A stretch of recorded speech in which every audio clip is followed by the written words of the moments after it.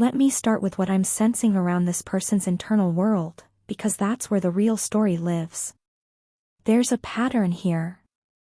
And I don't think it's one they're fully conscious of yet, or maybe they're just beginning to become conscious of it, but I'm seeing someone who has spent a significant amount of time observing, watching, measuring people from a safe distance before they allow themselves to get close.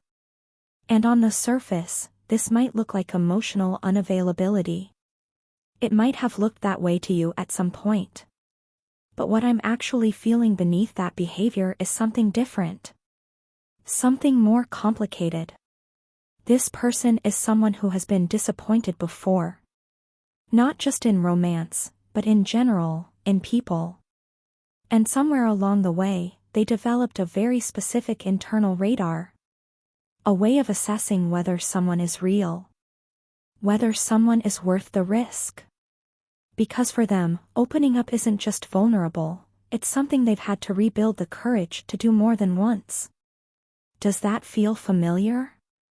Does this feel like someone who always keeps a small piece of themselves at arm's length, even when they're present with you? Because that's what I'm getting. And here's what's important, that distance was never about you not being enough. It was about them learning, very slowly, whether you were different. And the answer that keeps coming through is, yes. You were different. You are different. But they needed time to truly believe that. This is interesting, because the energy here shifts slightly when I look at what's been happening internally for this person over the past weeks, maybe months. There's a kind of quiet internal revolution happening. And I mean that in the most subtle, private sense, not a dramatic breakthrough, not a loud announcement. More like a long, slow exhale.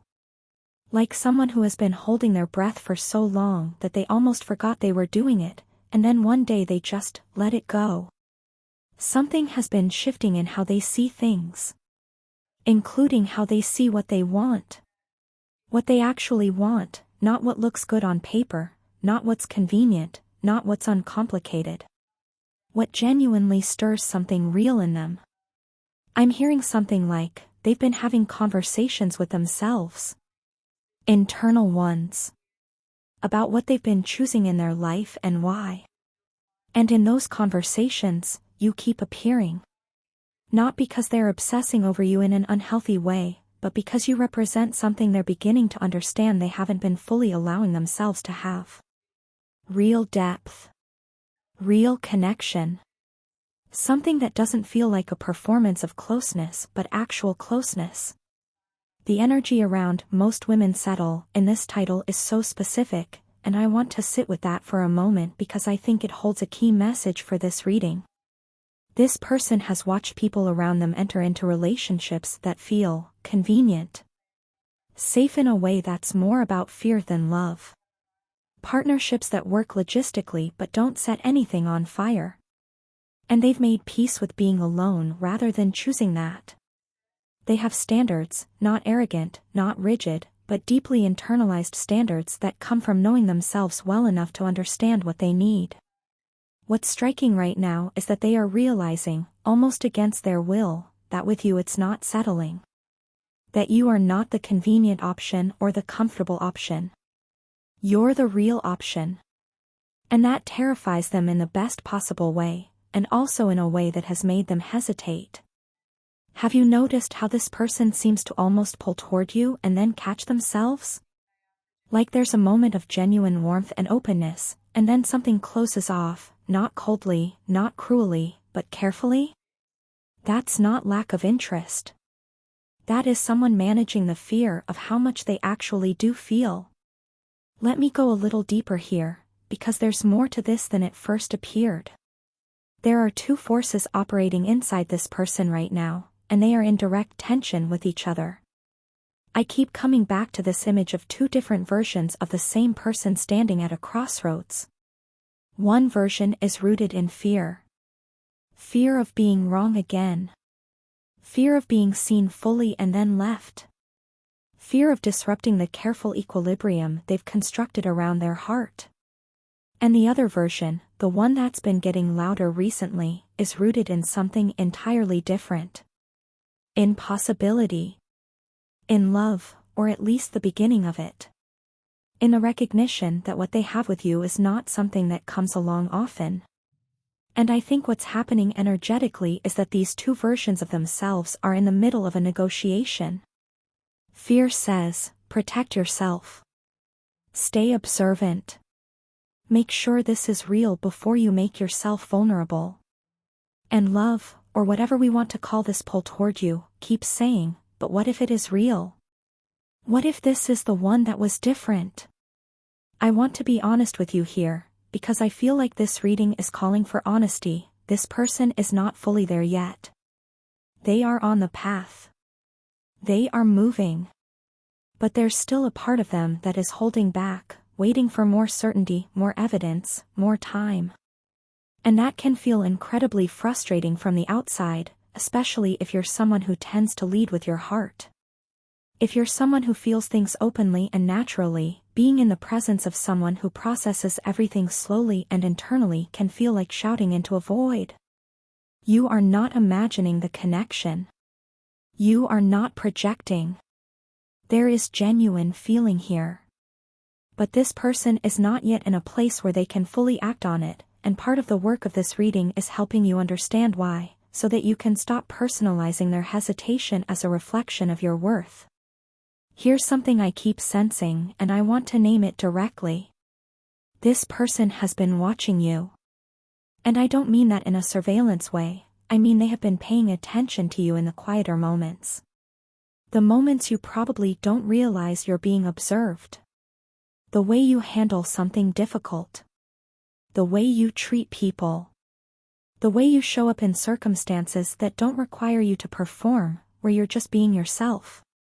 And what they've been cataloging, maybe unconsciously, is the fact that you are consistent.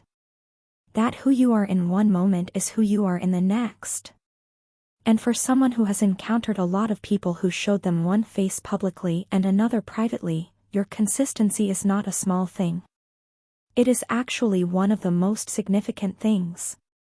There's almost a reverence in how this person holds what they know about you. Like they've been quietly accumulating evidence of your character and sitting with it, weighing it against all of their protective instincts. And those instincts keep coming up short when measured against what they actually know about you. This is interesting, the energy shifts here, because what I'm feeling now is not just hesitation. There's a sense of, almost readiness. Like someone who has been standing at the edge of something for a long time and can finally see the bottom clearly enough to consider the jump. They're not jumping yet. But they're looking down without flinching.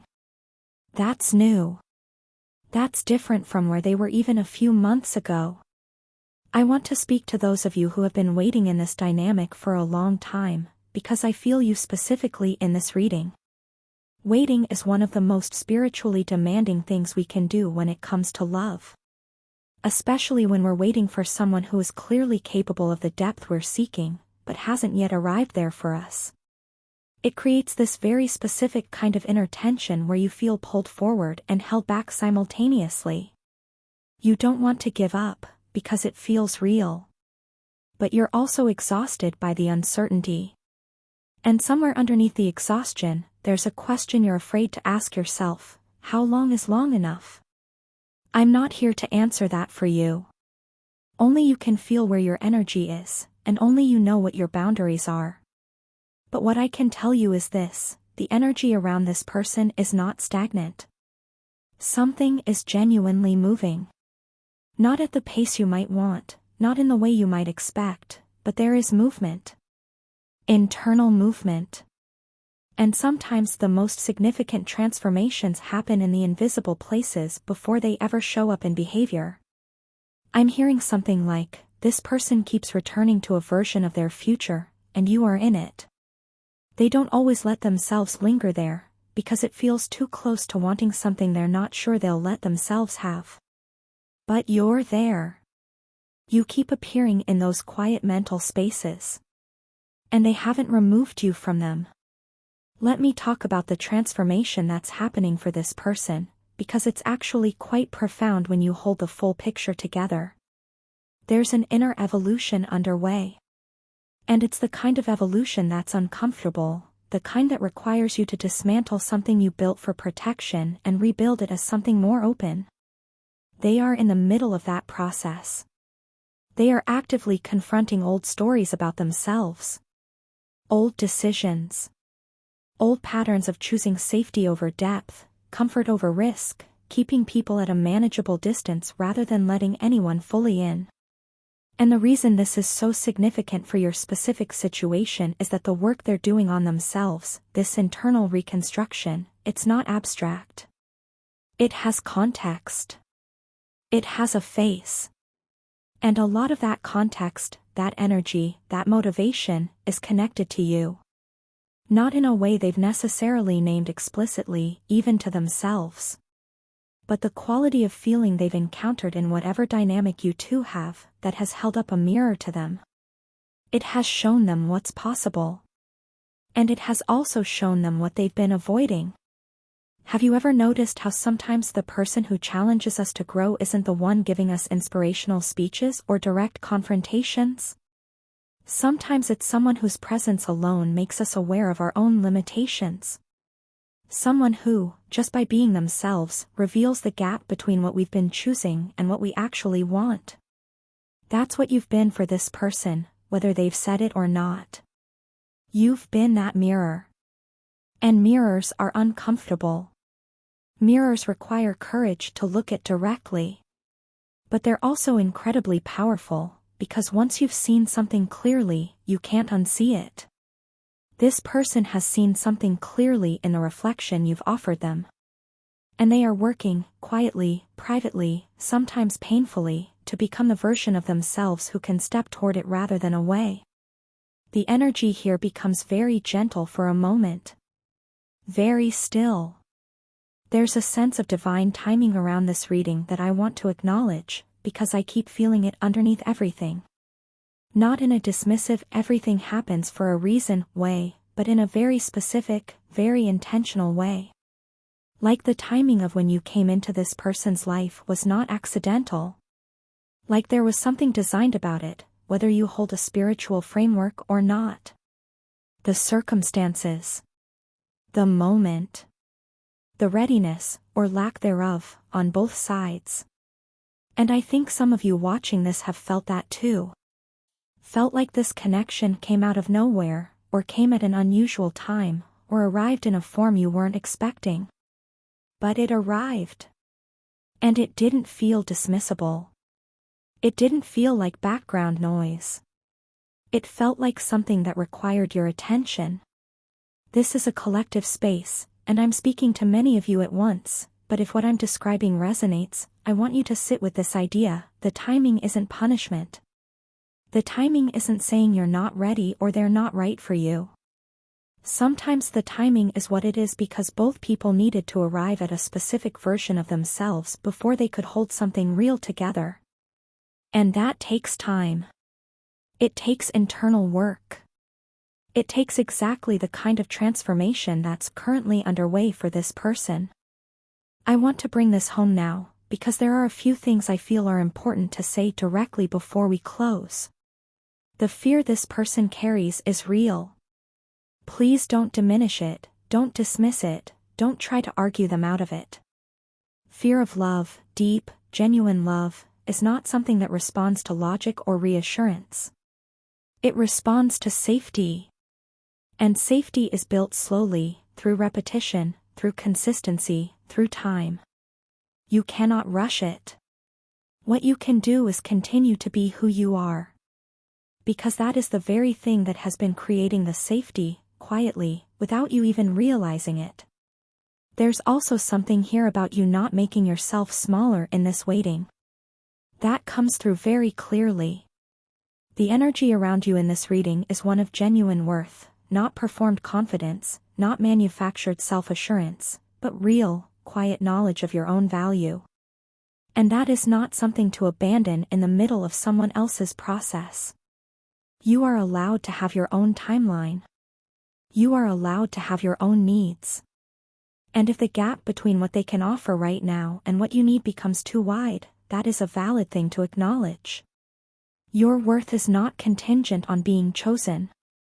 It exists independently.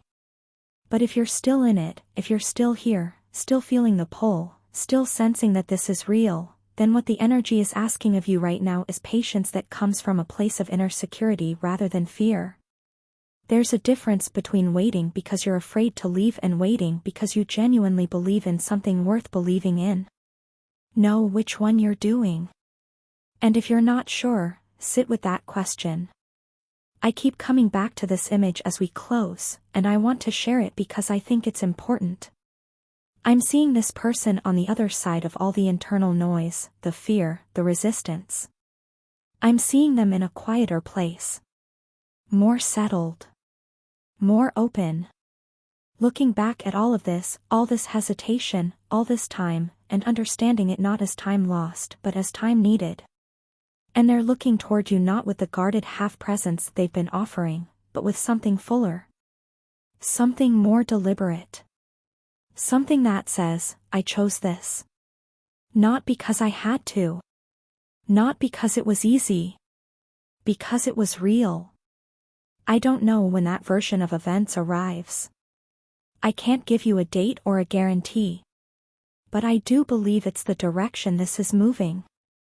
And I believe that the fact that you are still here, still in the energy of this, still choosing to understand rather than simply react, says something significant about who you are and what you're capable of holding. This has been real energy, whatever came through for you today. Carry it gently. You don't need to force anything. You don't need to perform certainty you don't feel. You just need to keep showing up as yourself, because that, more than anything, is what this person has never been able to unsee.